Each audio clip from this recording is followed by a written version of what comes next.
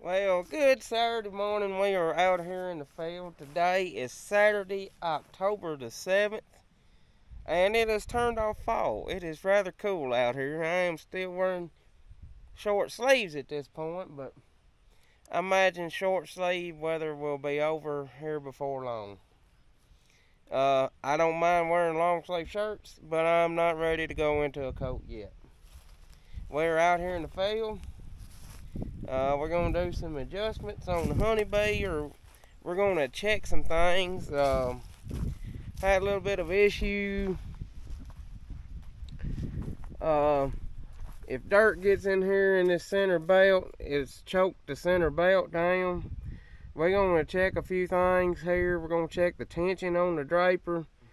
We're going to check the pitch of the auger fingers. And we're probably going to speed the belts up just a little bit. So, first thing we're going to do over here is I'm going to get the tape measure. And we're going to check one setting on the adapter. We got to check this setting right here. We're looking for 4 inches. That's what it is. Right here's where you adjust the pitch of your auger fingers. So we may adjust on that. Try to make them fingers more aggressive. Pull that stuff off that belt a little faster. Before I get too involved with other things and forget,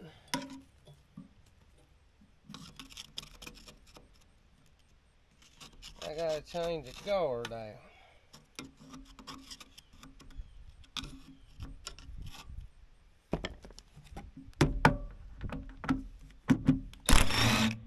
And a John Deere guard will not work with the SCH cutter. It's just totally different geometry. Right here is an open top guard for down here on the cutter bar end, because you got your knife head and got this big connector bar, so it can't wrap all the way around the guard like these right here can. Everything about this SCH cutting system is expensive. These guards right here were $45 a piece. Like, why? John Deere guards, $12 a piece through shoot parts. And I looked on SI Distributing, I thought, shoot, they might be cheaper, but they weren't.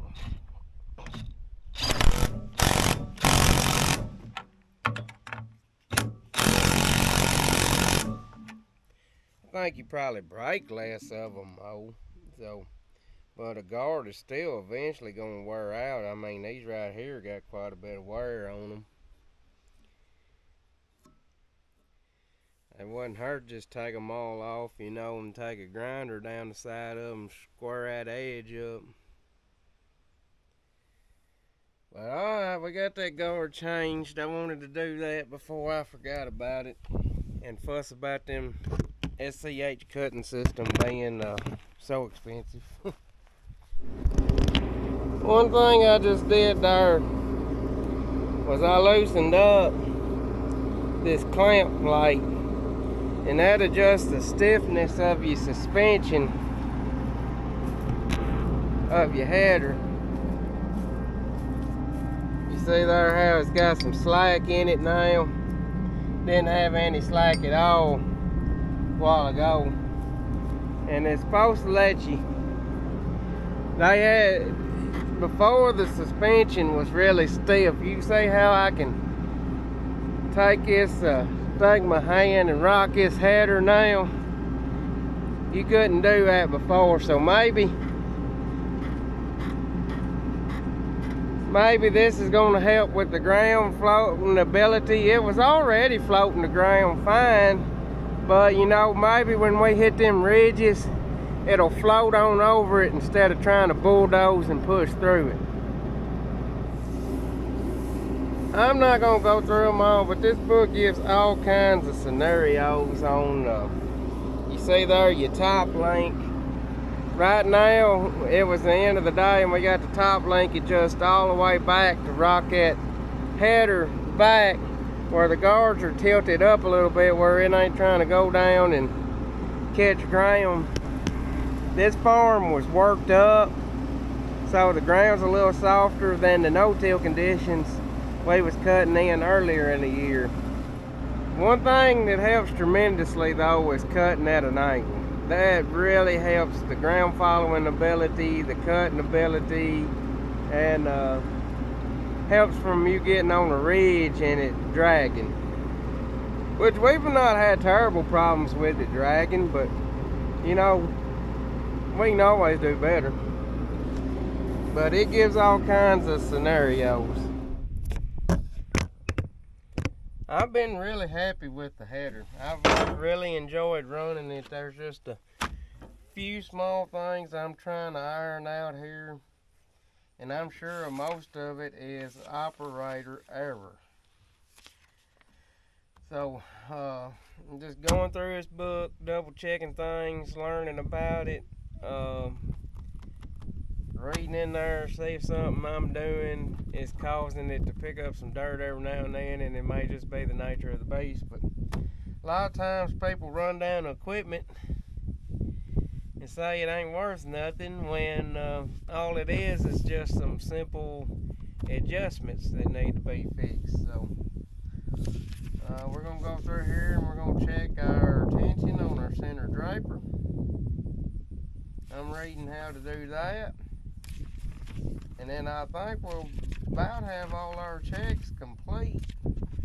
And we might be able to think about cutting a few beans if they dried off enough.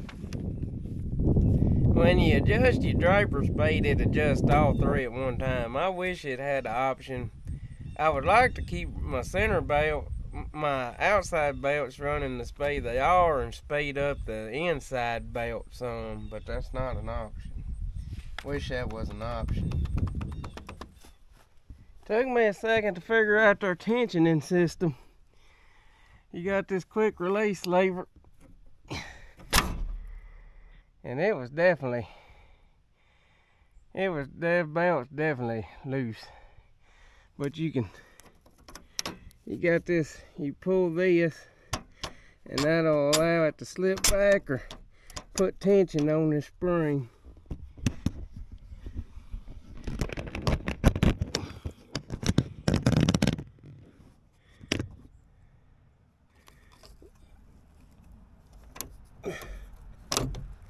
Oh, and it helps to, no.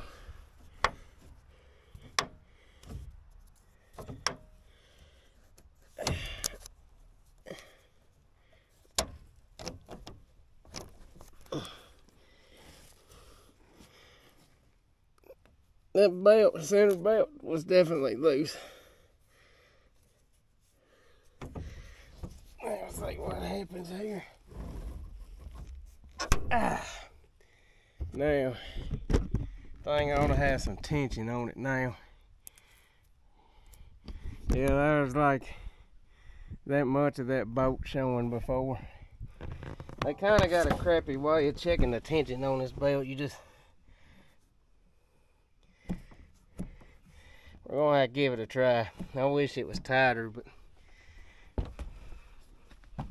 you're supposed to easily, they said you're supposed to be able to grab that belt, pull up 2 inches on it.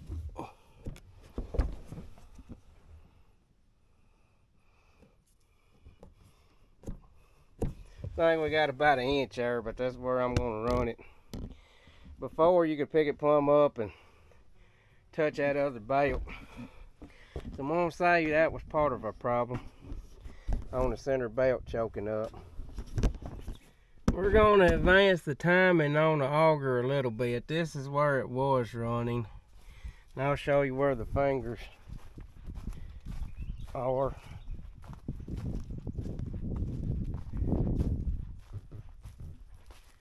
Now let's take a look at what they, well, sun ain't a very good angle.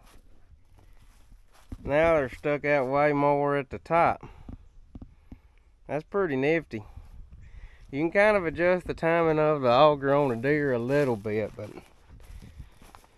but nothing like that.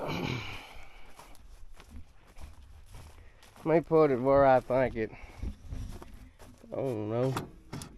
Let's look at it right there. I'm trying to get it to where if that center belt does quit turning, that stuff piles up here. I wish it'd go on and reach out and get it. Set this thing up so that this center finger is fully extended straight out, 90 degrees out, and hopefully that's going to make it more aggressive taking this material over this belt, so off this belt. So we'll see what happens. Well, this is a proud moment for me. Let me let this down. Y'all see that old knob right there? I've been trying to get something to grow on it for years, and I finally got some crop to grow on it. I built, and what it took, you know, it took 2 years, but we built a terrace. All that water was running off that hill so fast, it was cutting a hole, cutting a ditch right there, and I mean, that was a big old ditch. And we could built that terrace to turn and run that water off into them woods there. And if y'all want to go back and watch us do that, the title of the video is Neglected Farm Gets Some Much Needed Attention. And I'll put a link down in the description in the card up there. But I was actually thinking about kind of giving this farm up this coming year, but now I don't know. We're cutting good beans on it. Maybe it's coming around.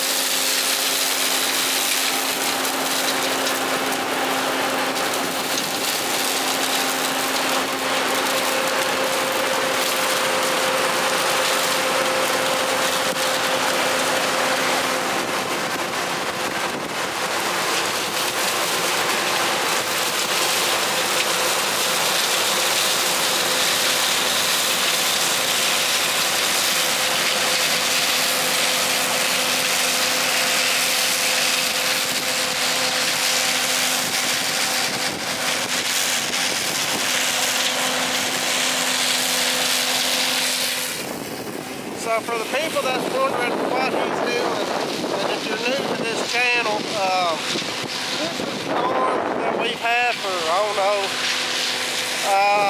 4 or 5 years now. And when we first took this farm over, there was a giant ditch that came down along the side of this pond bank and would run and cut down through there, and all of your soil would be down there where that truck is. So I think it was 2 years ago. Dylan got out here with the track hoe, cleaned all that up. You can see the remnants of the trees there. And we brought the pan out here, pan and box blade and track hoe, and we built this little berm or terrace. So now instead of the water coming straight down the hill, it slows it. This berm here or terrace takes it, slows it down, and sends it down there, and it empties out. So instead of one knee-deep ditch, we have just one small, you know, I wouldn't say it's even ankle deep, but you know, this has helped quite a bit. This has helped a lot, because every spring before, we'd have to get the pan, scoop up all your dirt and lay it back up here in the ditch, and then one big rain and it was all back down at the bottom. So he come in here and fixed this. So and so getting back to the point, it's easier to cut with this ditch than to try to come over it and with the header. Even if we had our old 922 auger flex, he'd probably still do the same thing. It's just easier to get down there in the ditch and cut with it than trying to cut over it and all. But you see them few stragglers, I'm sure he'll come back and pick them up. But today's October the 7th, Saturday, October the 7th.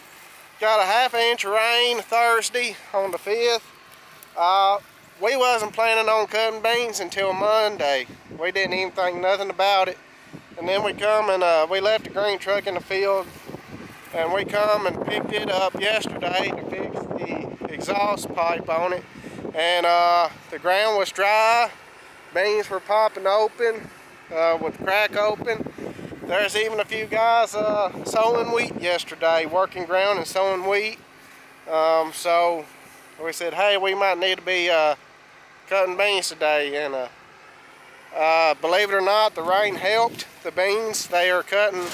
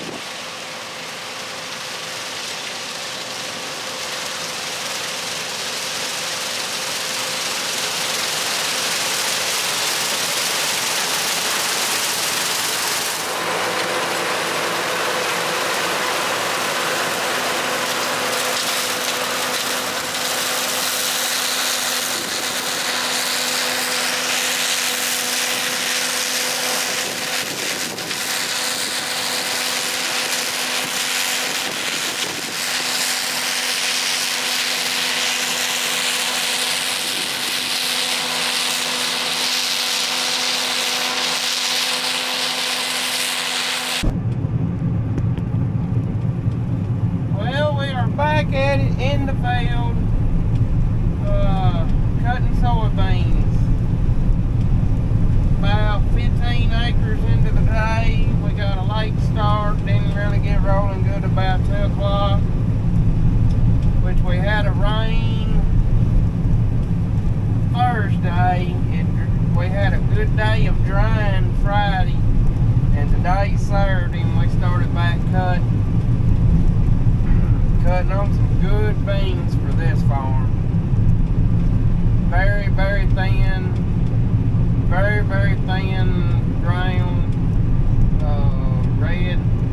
red sand type ground.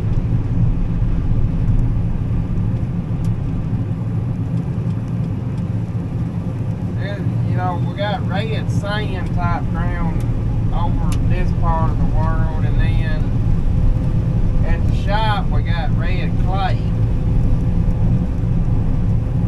Old red clay hills.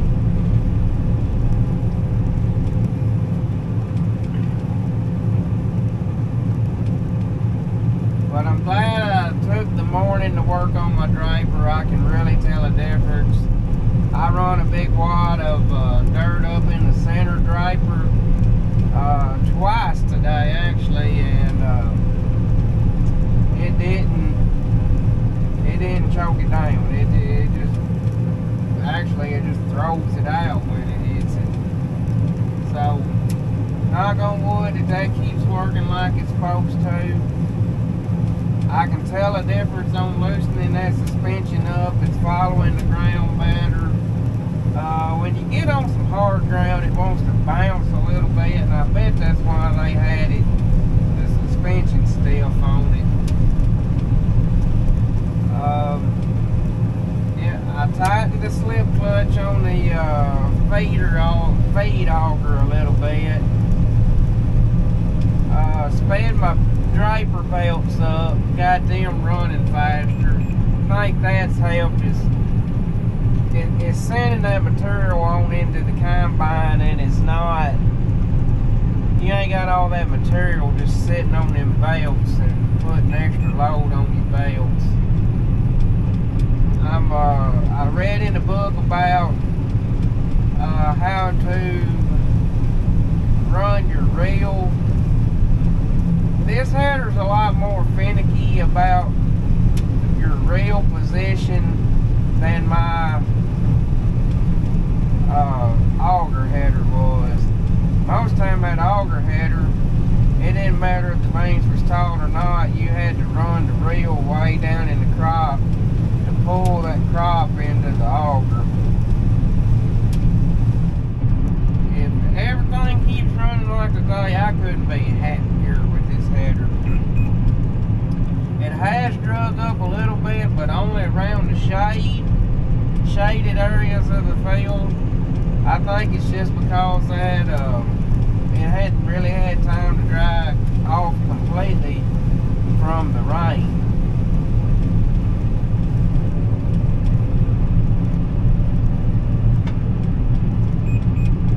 Well, I could not be happier with it today.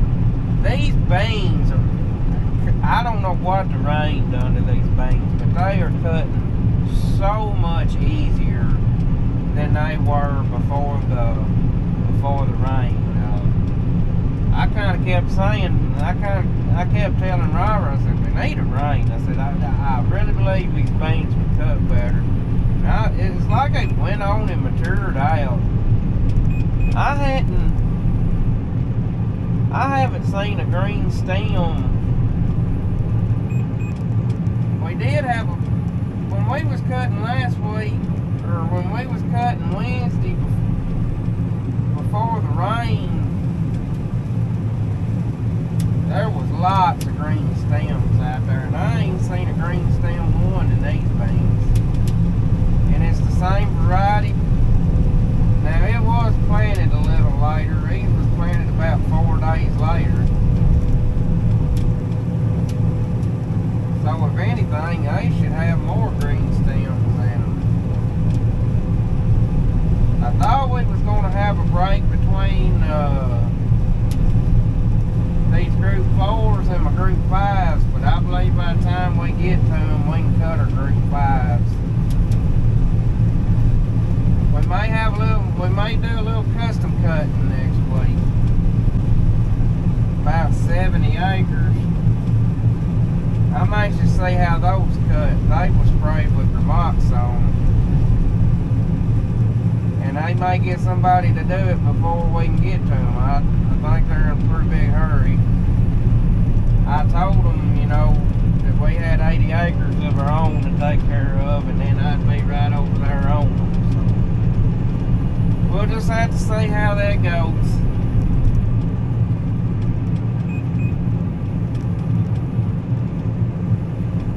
My iPad fell out of my cradle earlier. My big old head knocked it off, and I broke my charger, so I'm having to run with the screen black there where I don't run my battery down.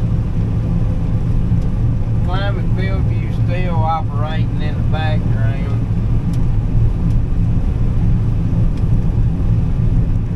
I got a hard angle on these beans. This header cuts better at a hard angle like it is. I'm running along here 25 foot at 3.5 miles an hour. You can get some ground cut, get some ground cover like that.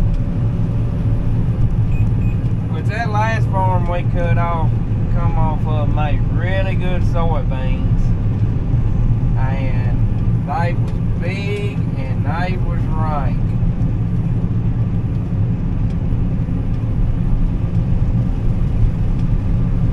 So I was crawling like 2 miles an hour. About the fastest I got up to was 2.5 miles an hour. Hey, I'll take my time if I'm cutting good beans. It don't bother me to go slow to cut good crop.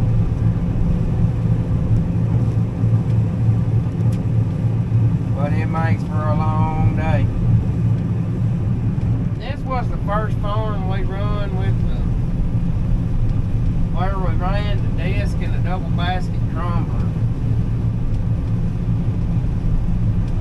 This was in corn stalks last year. We run that disc and double basket crumbler once, and man, it is nice and smooth.